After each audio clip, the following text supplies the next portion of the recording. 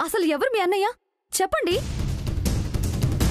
అన్నయ్య గురించి ఇలా చెప్పి వసుంధర గారికి దూరం అవ్వకూడదు. ఆయన నేనెవరో తెలియకుండా చెప్తే ఎవరైనా ఎలా నమ్మగలుగుతారు? అన్నయ్య గురించి ఇప్పుడు చెప్పడం కరెక్ట్ కాదు. ముందు వసుంధర గారికి దగ్గరవ్వాలి. చెప్పండి, అసలు నేను మీకెలా తెలుసు? అది పోయిన సంవత్సరం కృష్ణాష్టమి వేడుకల్లో మీరు నాట్యం చేస్తుంటే దూరం నుంచి చూసాం వసుంధర గారు.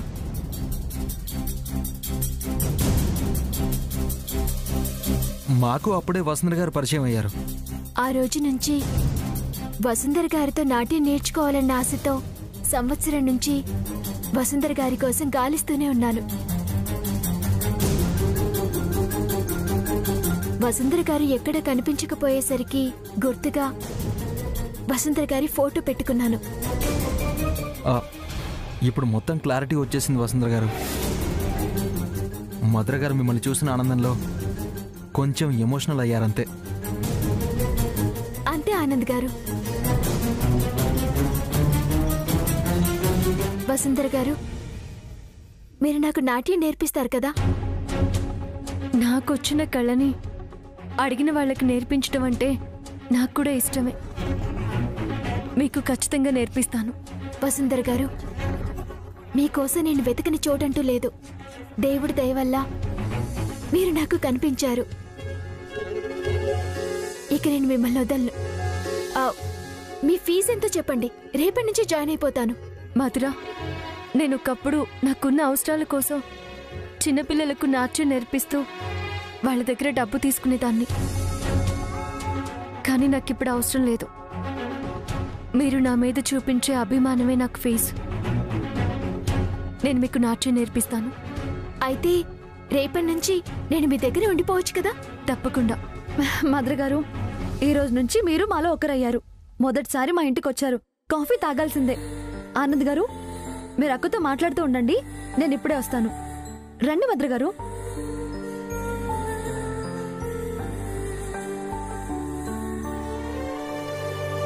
వసుంధర గారు, చెప్పండి ఆనంద్ గారు, ఇంట్లో అందరూ ఎలా ఉన్నారు?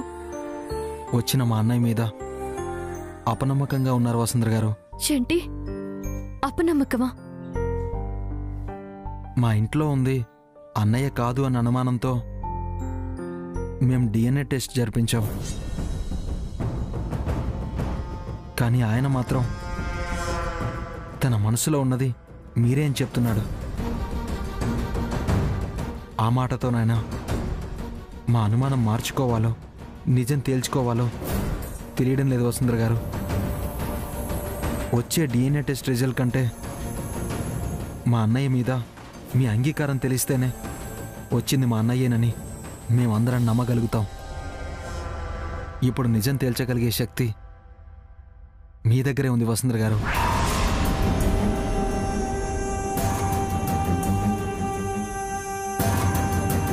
మధుర గారిని ఇంటి దగ్గర డ్రాప్ చేస్తారని మాటిచ్చాను. వెళ్ళొస్తాను. అలేఖ్య గారు, పదండి.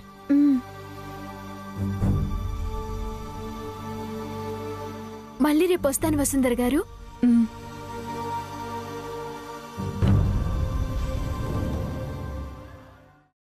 నేను చెప్పాలనుకున్నది కూడా ఆనంద్ గారు చెప్పారక్క. ఆనంద్ గారు చెప్పింది మాత్రమే ఆలోచించు.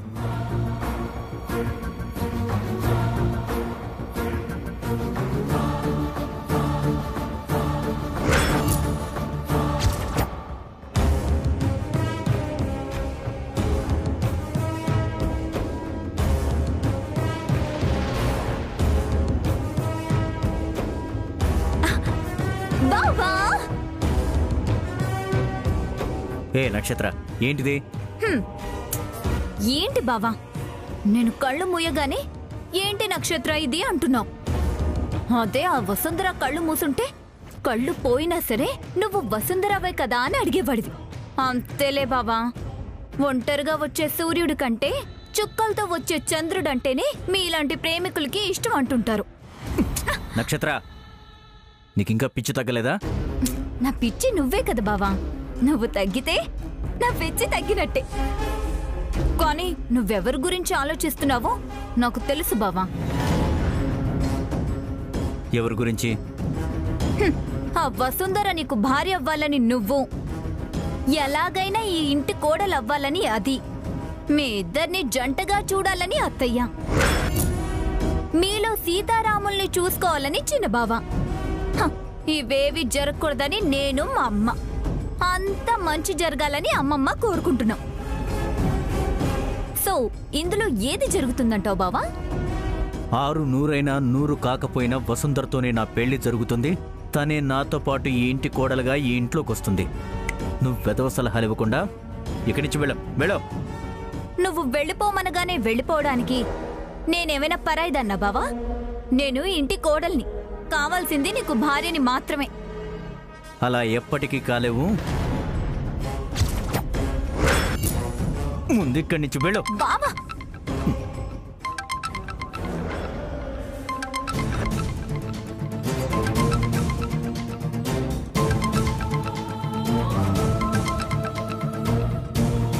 నా ఫోన్ నుంచి కాల్ వస్తుందంటే మధురే కాల్ చేస్తున్నట్టుంది.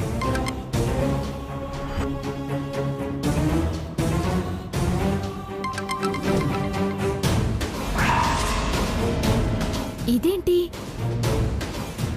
అన్నయ్యకి శుభవార్త చెప్దామనుకుంటే కాల్ కట్ చేశాడు. ఏంటి బావా కాల్ కట్ చేస్తున్నావు? నువ్వు తిరిగొచ్చావని నీ ఫ్రెండ్స్ పార్టీ అడుగుతున్నారా, లేదంటే అమ్మాయిలు ఏమైనా కలుద్దాం అంటున్నారా? చెప్పు బావా. వెంటనే రాక్ గార్డెన్ పబ్ ని బుక్ చేయనా? చెప్పు బావా.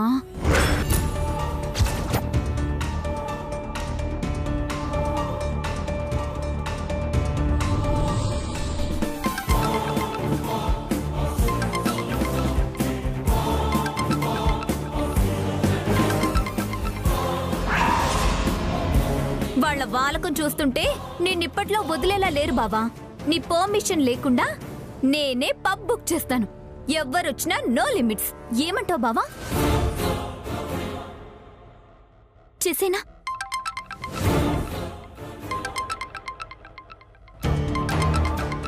మధుర ఏదో అర్జెంట్ విషయం నాతో చెప్పాలనుకుంటుంది.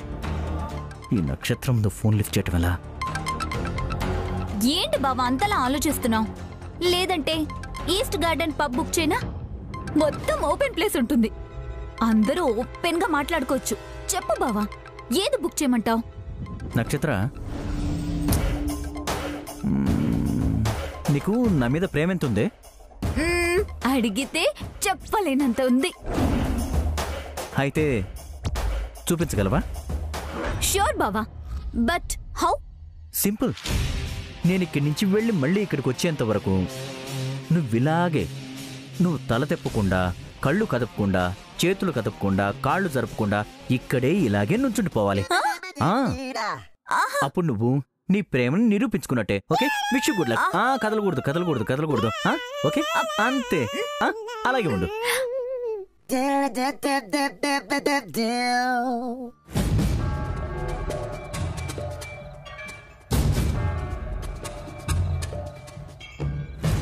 ఏంటమ్మా మధుర అన్నిసార్లు కాల్ చేస్తున్నావు? ఏదన్నా అర్జెంట్ మ్యాటరా? అవునన్నయ్య, అర్జెంటే. అమ్మకేమైనా? అది కాదన్నయ్య. అయితే ఏంటో చెప్పు.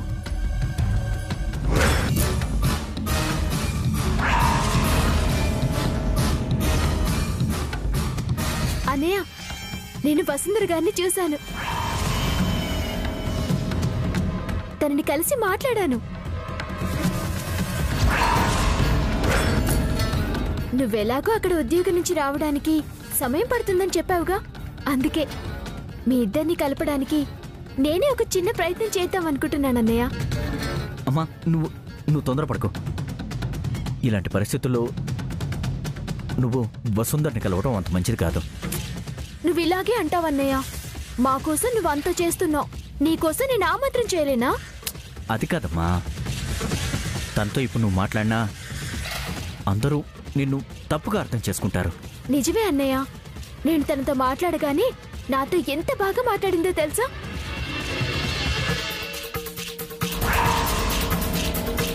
నిజంగా వదిన చాలా మంచిదన్నయ్య. నేనే మీ ఇద్దరిని కలుపుతాను.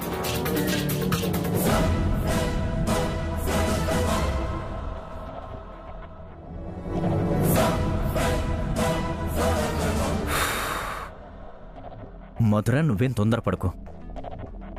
సమయం వస్తే నేనే వసును కలుస్తాను. నువ్వు మాత్రం అమ్మ ఆరోగ్యం జాగ్రత్తగా చూసుకో, అర్థమైందా? అది కాదన్నయ్య. ఇంకేం మాట్లాడుకో. ఒకసారి అమ్మకి ఫోన్ ఇవ్వు. అలాగే అన్నయ్య.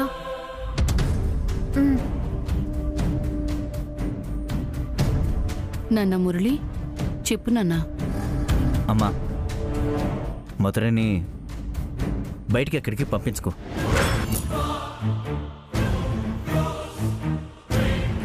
ఏం కావాలన్నా నాకు మాత్రమే ఫోన్ చేయమని చెప్పు. అలాగే నాన్న, నువ్వు జాగ్రత్త. ఆగు, మధురకిస్తున్నా. అన్నయ్య, నాన్న, నువ్వు ఇలా పదే నాకు ఫోన్ చేయకు. నేను పనిలో ఉంటాను కదా, నేను డ్యూటీ దిగాక కాల్ చేస్తాను, అర్థమైందా? అలాగే అన్నయ్య.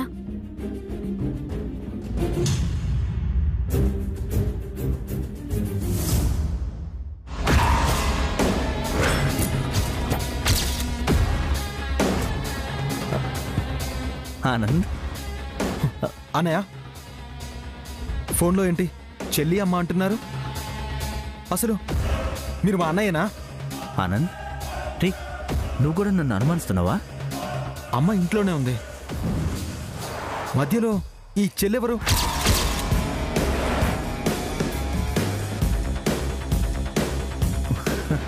ఆనంద్, తను నా ఫ్రెండ్ చెల్లెలరా. నేను హాస్పిటల్ నుంచి తిరిగి వచ్చాను కదా, సో నేను ఎలా ఉన్నానో కనుక్కోవటానికి ఫోన్ చేసింది.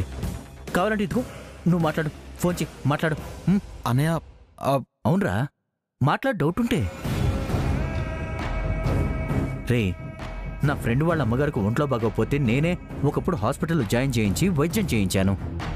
ఆ అభిమానంతోనే నా ఫ్రెండ్ చెల్లెలు ఇప్పుడు నాకు ఫోన్ చేసి నా యోగక్షేమాలు కనుక్కుంది. దానికి నువ్వు ఇలా... సారీ అన్నయ్య, మిమ్మల్ని తప్పుగా అర్థం చేసుకున్నాను. చచా, దాన్నే ఉందిరా. నిజం తెలియక నువ్వు అలా మాట్లాడావు, అంతే కదా? మనసులో అవేం పెట్టుకోకు. బాగా లేట్ అయింది. Good night.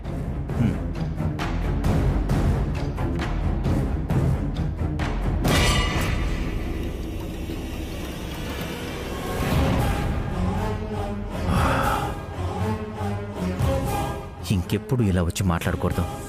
ఈ ఇంట్లో ఎంత తక్కువ మాట్లాడితే అంత మంచిది. జాగ్రత్తగా ఉండు మురళి.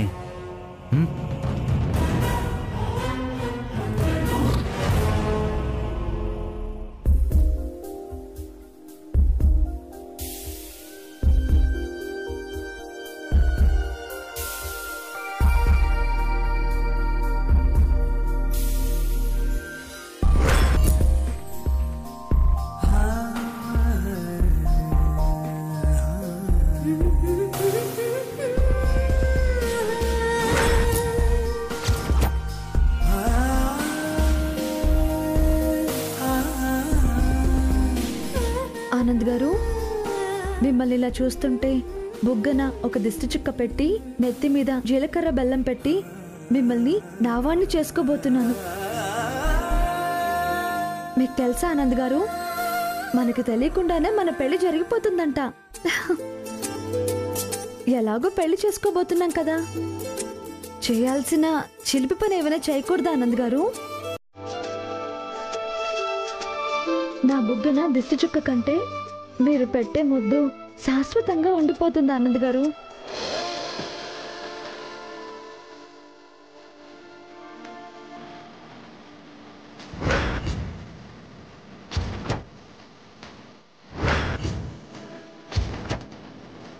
మీరు అడగాలే కానీ నేను కాదంటానా?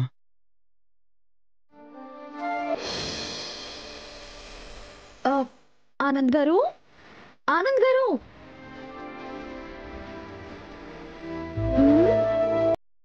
ఇదంతా నా భ్రమ అనుకుంటా. ఇలాంటి చిలిపి పళ్ళకి మీరు ముందుంటారు సుమి. ఆయన ఇలా మిమ్మల్ని ఎంతసేపు చూస్తూ ఉంటాను. నాతో ఏకాంతంగా మాట్లాడడానికి రారా?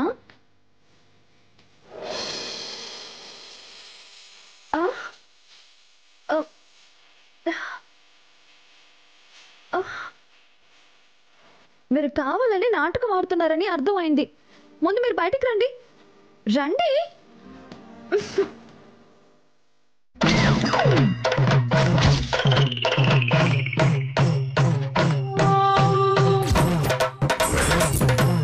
నానమ్మా, నువ్వా? నేనేనే. అయినా నీ ఆనందబాబుకి అంత ధైర్యం ఎక్కడుందే? నువ్వు పిలిస్తేనే బెదిరిపోయి చస్తాడు. నువ్వు పిలవగానే వచ్చేస్తాడా? లేకపోతే అంటే నా బొగ్గ మీద ముద్దు పెట్టింది ఆనంద్ గారు కాదా? కాదే, నేనే. ముద్దు బాగా పెట్టాను కదా.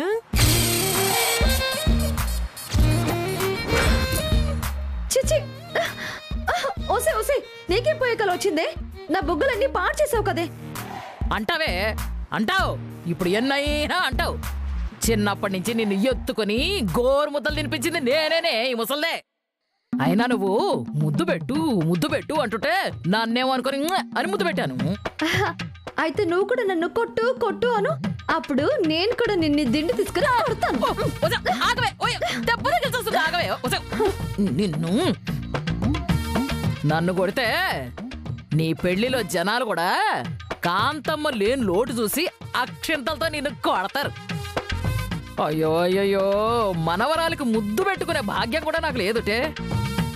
అయినా నువ్వు నాకు ముద్దు పెట్టాల్సిన అవసరం ఏం లేదు. ఇంకొన్ని రోజుల్లో నాకు ఆనంద్ గారికి పెళ్ళవుతుంది. నేను చేయకుండా మీకు పెళ్ళెలా అవుతుంది? నీ మొహం. నా మొహం? ఆయన పెళ్లి జరిగేది నీ చేతుల మీదుగా కాదు కదా, వంశీ సార్ వసు చేతుల మీదుగా.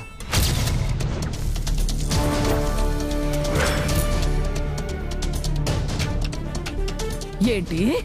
అవునే ముసలి, వంశీ సార్ వసు సమక్షంలో మేం పెళ్లి చేసుకోబోతున్నాం.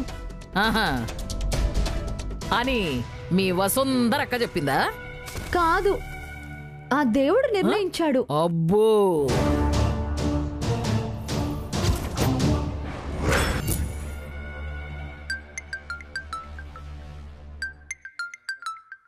ఎవరే?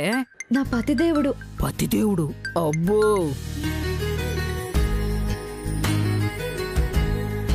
ఆ ఆనంద్ బాబా స్పీకర్ ఆన్ చేయవే, ఏం మాట్లాడతాడు వింటాను. నువ్వు బయటకు వెళ్తే అచ్చిక బుచ్చికలు ఆడుకుంటారా? కాదు, ఫోన్ మాట్లాడతాను.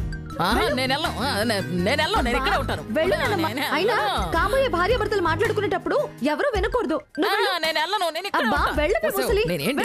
వెళ్ళమననా? వెళ్ళు. ఓసిని అసాధ్యం గోలా.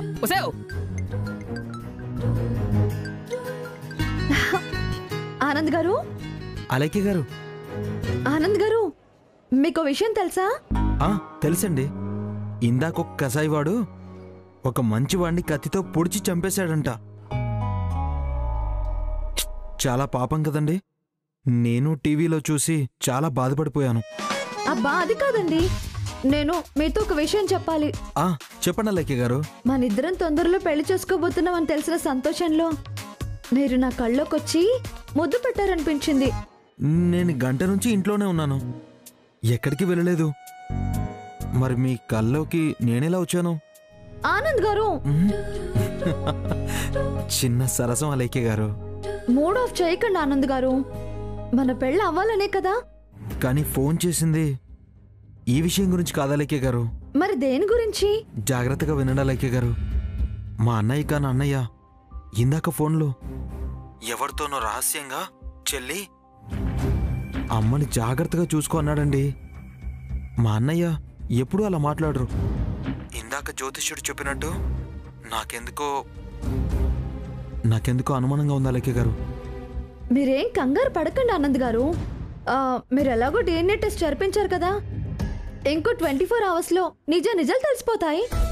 ఇంట్లో ఉన్నది మా అన్నయ్య కాదని తెలిసినా ఆయన ఎక్కడున్నా క్షేమంగా ఉండాలి. అవును ఆనంద్ గారు, వాళ్ళు క్షేమంగా ఉంటేనే కదా వాళ్ళిద్దరి క్షేమంలో మన పెళ్లి జరుగుతుంది. సరే, ఇంక నేనుంటాను. అలైకి గారు. ఏంటండి? అదేనండి, మీరిందాక ముద్దు గురించి అడిగారు కదా, ఇప్పుడు నేను అడుగుతున్నాను, నాకు ముద్దు పెట్టరా? ఇందాక మీరు కళ్ళోకొచ్చి ముద్దు పెట్టారంటే నాతో అంత వెటకారంగా మాట్లాడారు కదా. అంటే ఈ విధంగా కక్ష సాధించాలనుకుంటున్నారా? అదేం కాదు. మీకు ముద్దు కావాలి అంటే మీరు ఖాళీగా ఉన్నప్పుడు మా ఇంటికి రండి, లేదంటే పెళ్ళైన తర్వాతే. అప్పటిదాకా ఏం చేయాలండి? నేను ఖాళీగా ఉన్నప్పుడు మీ కల్లోకి వస్తాను, అప్పుడు చూద్దాం, సరేనా?